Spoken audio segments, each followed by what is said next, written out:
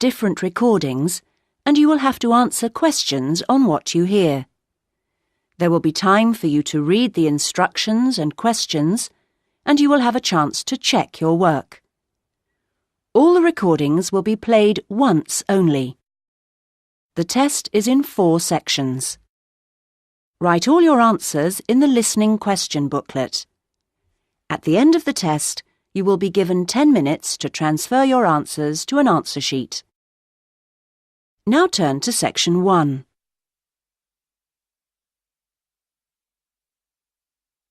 Section 1. You will hear a man telephoning an employment agency to register for job opportunities. First, you have some time to look at questions 1 to 10.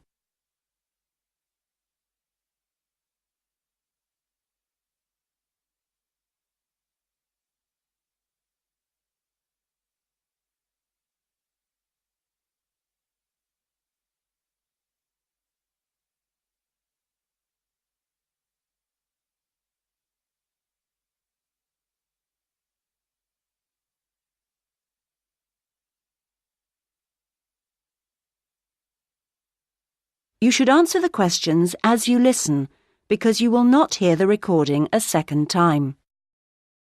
Listen carefully to the conversation and answer questions 1 to 10. Able Employment, how may I help you? I saw your advertisement in the Daily Gazette, Oh, yes. and I'd like to register with you. I'm a student, but I've got the long holiday coming up. Certainly. I'll just get the form ready. OK, let me take your details. Sure. Can I have your full name? It's Bowen. James Bowen. B-O-W-E-N. Right. And your address, please? Well, just now I'm staying at the youth hostel. I see. But I'm moving into a flat on Friday. Well, give me that one then.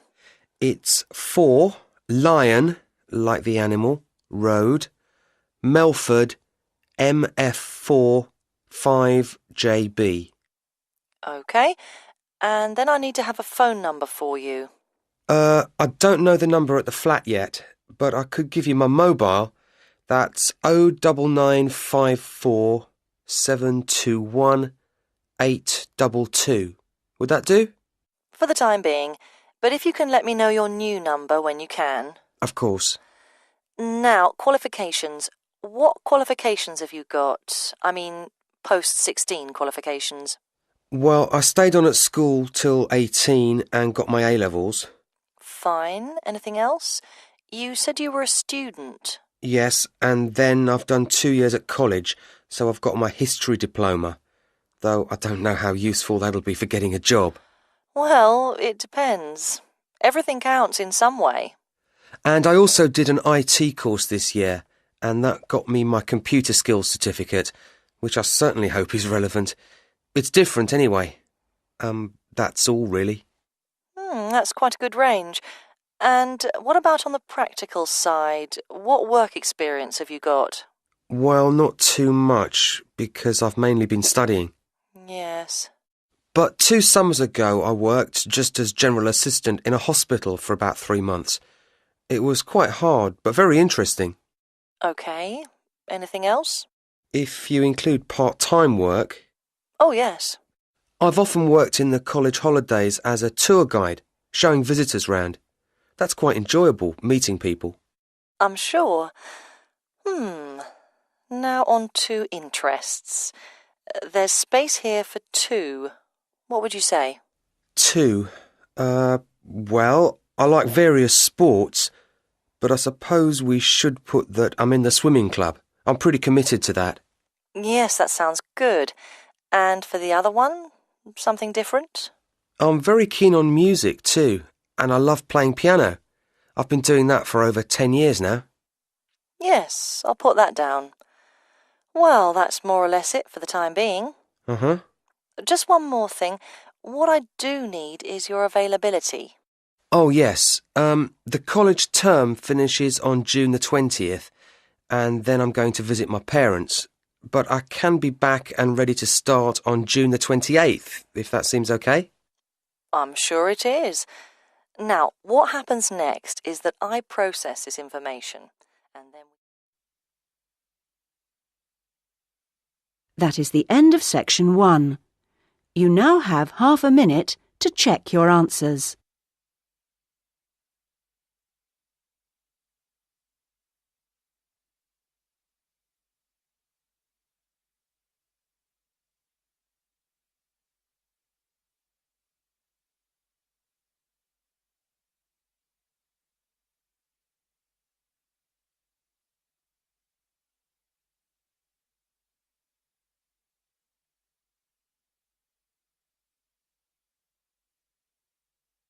Now turn to section 2.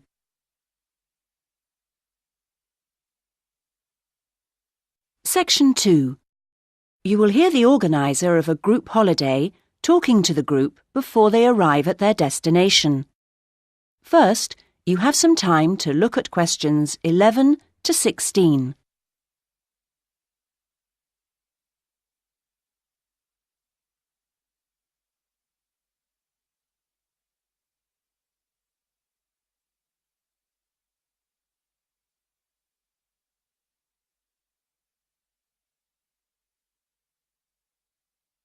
Now listen to the first part of the talk and answer questions 11 to 16.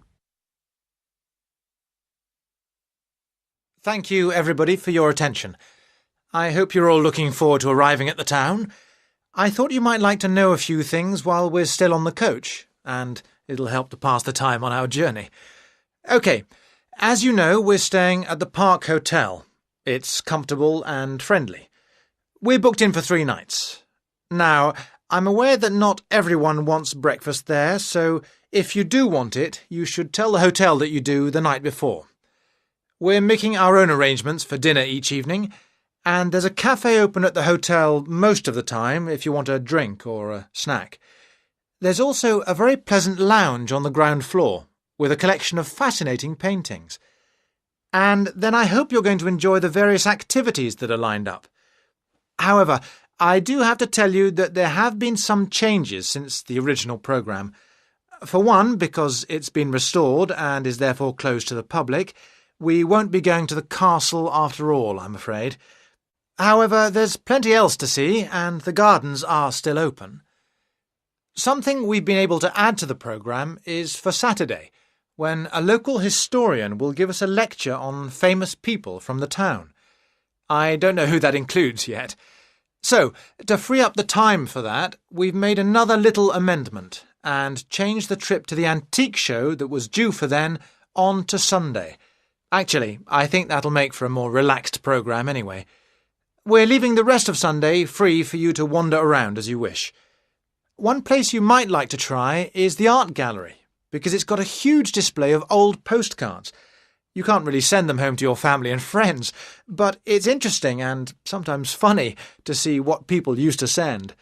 Well, that's the lot on changes.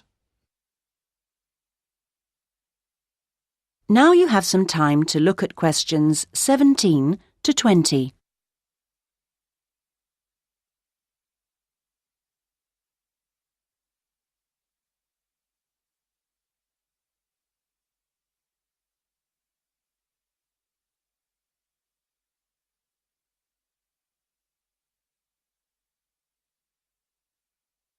Now listen to the rest of the talk and answer questions 17 to 20.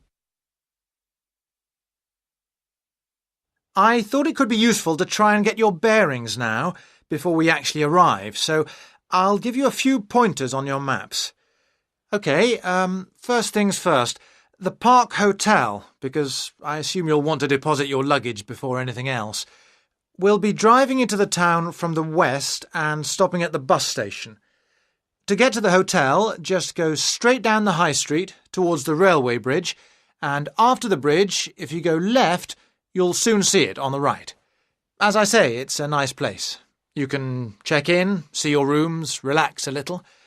There are a couple of interesting little shops nearby. There aren't any internet facilities at the hotel, I'm afraid, so if you want to send any emails, you'll need to get yourselves to the internet cafe. In fact, if you want to do that first, it's easy because it's near the bus station, on the corner towards the right of Curtis Lane and Kramer Street. So, once you've done that, well, if you do that, then I suppose you'll be ready to do a bit of exploring. You've got your basic maps, but you may want to get more information, and the Tourist Information Office is the place to do that. It's up around the train station area.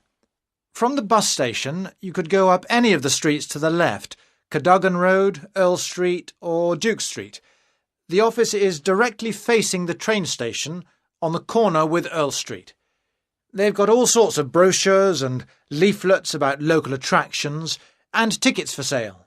They even sell some locally produced jams and chocolates. And a last pointer at this stage is our venue for dinner tonight, the Royal House restaurant. This is conveniently located in the very centre of town. In fact, you'll no doubt pass it as you're walking around beforehand. In relation to the bus station, it's not far.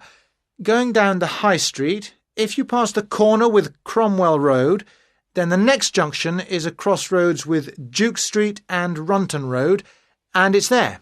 You'll be able to see its rather grand entrance over on the left corner. The food and the service there are both excellent, so it promises to be an enjoyable evening. Well, we're just coming into the town now, so... That is the end of section 2. You now have half a minute to check your answers.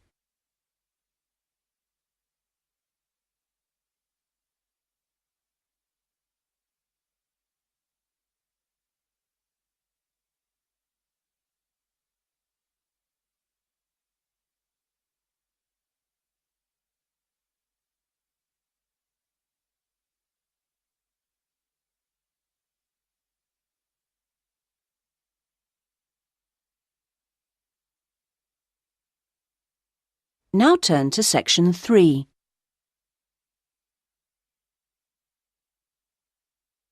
Section 3. You will hear a conversation between an undergraduate student, David, and his tutor, Dr. Smith, about David's plans for doing a master's degree.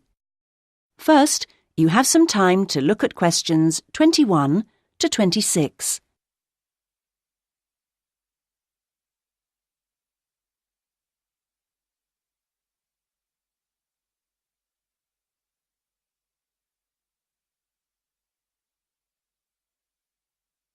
Now listen to the first part of the conversation and answer questions 21 to 26. Right. Well, David, I think it's a good idea to talk a little about your plans for going on to do an MA. Now, I understand you're thinking in terms of either Forth College or Haynes College? That's right. Well, so far, anyway. No, I think that's a good choice to have narrowed it down to. I'm interested to know how the services to support students work in both places. Yes, I know you've needed to make use of those here in the last year. I have to say I'm not absolutely sure about the situation at Haynes. I expect they're all right, but certainly Forth has a good reputation in that regard. They have a large number of students from abroad, and they have to make sure they're okay. That's reassuring. And then I'll be moving city again, obviously, whichever college I go to, and I hope that the room or flat I could expect would be nice. Very important, yes. These days, actually, all colleges tend to have decent quality rooms or flats for their students, and Forth and Haynes are no exception. Right. Well, what about comparisons on the academic side of things? Well, I know you're an avid user of the limited online provision we have here. I think you'll find Haynes is about as developed, or not, as we are here, and that Forth has developed some pretty impressive stuff, which I'm sure you'd make the most of. Well, I'd certainly try. But that doesn't mean that the more traditional information sources, such as the good old-fashioned library, should be forgotten. No, of course not. While Forth has recently had a very splendid law library opened, that isn't particularly relevant for you, and I think you'd find Haynes' general university and faculty collections better suited to your needs. But that's something you could check for yourself if you visit both places. Which I'm planning to do next month. Good. Now there's the question of the lecturing staff, which is clearly going to be key to your progress. I think you'd find them adequate at Forth. There are some solid people working there, while Haynes have recently taken on some inspirational people, very cutting edge. It's a little hard to judge, though, because as a research student, it's not as if you have teaching all day, every day. No, I guess not. But I'll need to consult. Yes, and on the subject of research, in terms of the college's reputation for results, again, neither place is bad in any way, but I think you'll find, and you can check this on the Research Council's website, that Haynes has consistently scored very well. There's perhaps a little bit of an issue with non-completing doctorate students at Forth. Well, I'll certainly look at the website as you suggest. Fine. Now you have some time to look at questions 27 to 30.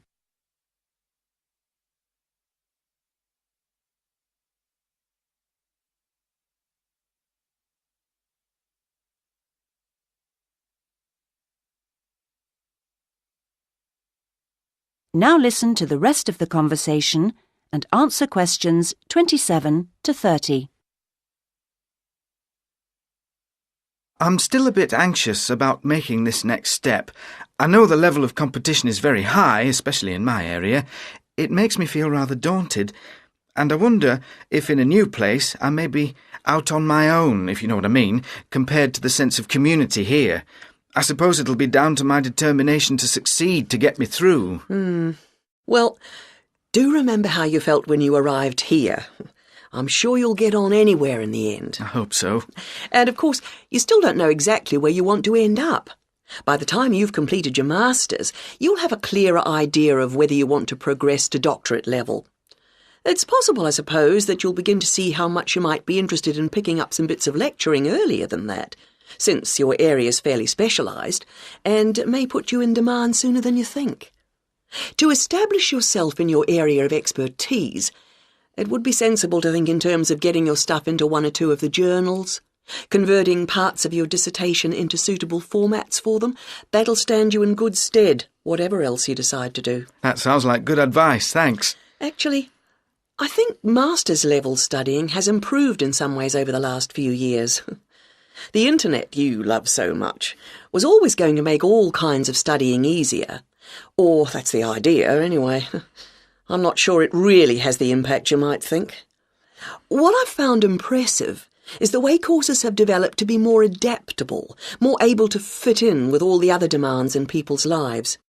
So, while the exams and assignments you all have to do may not have shifted much, at least a wider range of students are now able to benefit from education at the higher levels. I just wish I could be sure I was always making the best use of my opportunities. At the end of each week, I usually feel I could have got more done, arranged things differently, been more efficient somehow. I've got a lot better at taking down notes during seminars and lectures, which means, I think, that my written work has benefited to some degree, so there's progress on some fronts at any rate. Yes, it's interesting seeing... That is the end of section 3. You now have half a minute to check your answers.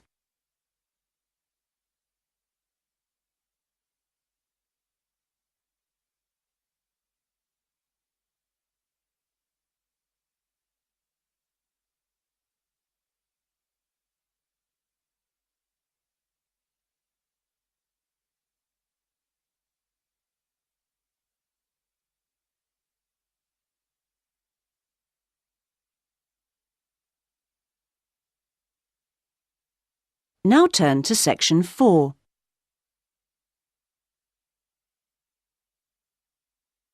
Section 4. You will hear a writer giving a talk about the different kinds of writing that the audience might want to try doing. First, you have some time to look at questions 31 to 40.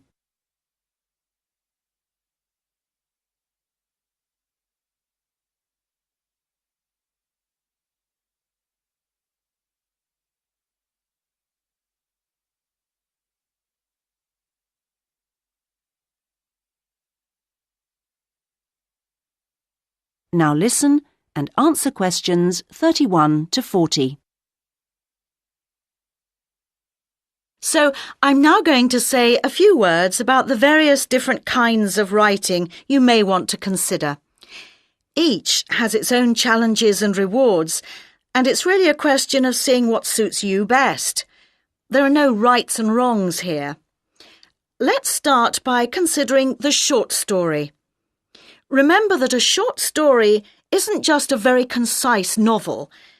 There are three basic styles: the story itself, the slice of life section, and the surprise type, and all of them are equally valid as treatments of the genre.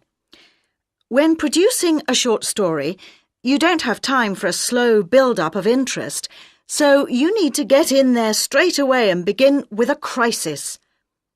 Then there's non-fiction, which can sell very well, with biographies in particular frequently hitting the bestseller lists. It's important, however, to be sure your chosen topic is genuinely interesting to people, and you know enough about it to do it justice.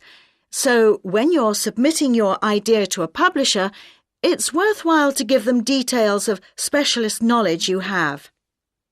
What about articles?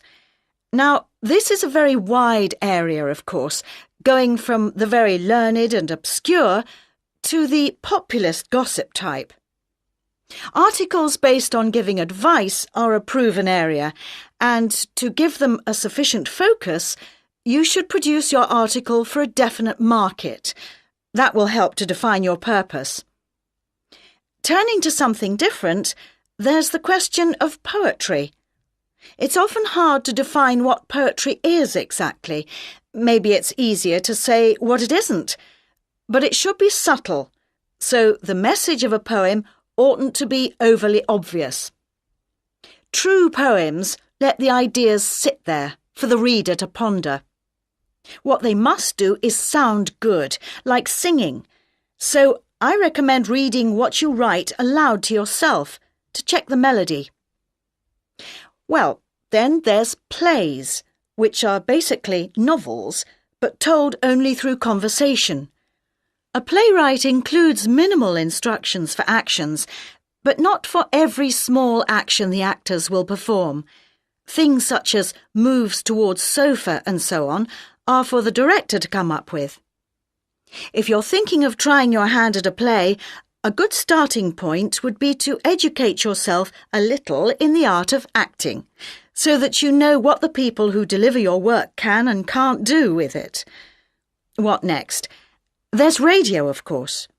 Radio uses an enormous range of material, and the BBC Writing for Radio Handbook contains information about all of this. To begin with, I suggest regional stations for sending your stuff to. The competition for national radio is extremely high. OK, another interesting area is children's literature. Now, very few, if any, children's books are published without pictures, but this doesn't mean that you, as writer, have to draw them. That's for the illustrator. What you do need to do is be clear who you want to write for. So fix on one age group, and then aim your stories at that.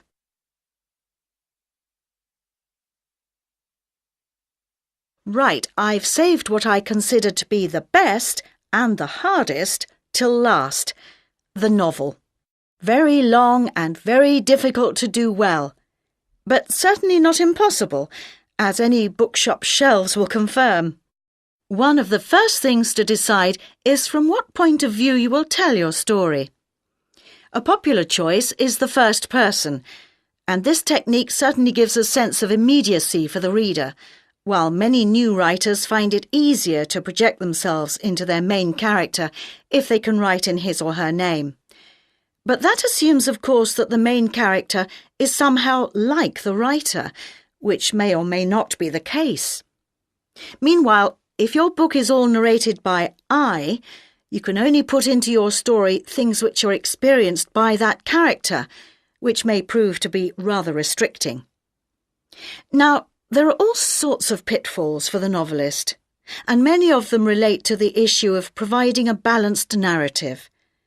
Every time you introduce a character into the story, you have decisions to make. Of course, you want to populate your landscape with a variety of people to maintain interest, but don't feel you have to decorate every one of them in elaborate detail. The same goes for irony. All too often, an inexperienced writer will create a strong ironic situation and then spoil it by spelling out what they mean by it, as if readers were too stupid to understand. A few contrasting details should serve to make the point clear. A big challenge for new novelists is dialogue. What is the relationship between conversation as people really speak and as it is in novels? Well, it depends. If you recorded actual conversations and copied them straight into your narrative, readers would get confused and bored, all those unfinished sentences going nowhere. On the other hand, you don't want to write out page-long utterances by characters, as these will seem unrealistic to an extreme, but you can insert minor descriptions and actions to vary the pace and add interest. Well, I hope what I'm saying is encouraging and not too off-putting about the various difficulties. Are there any questions at this point? That is the end of section 4. You now have half a minute to check your answers.